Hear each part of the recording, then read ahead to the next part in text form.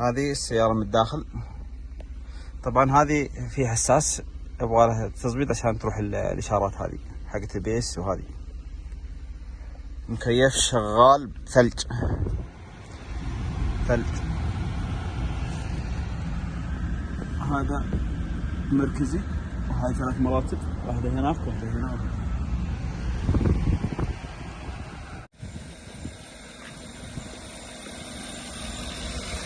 ادعس ادعس.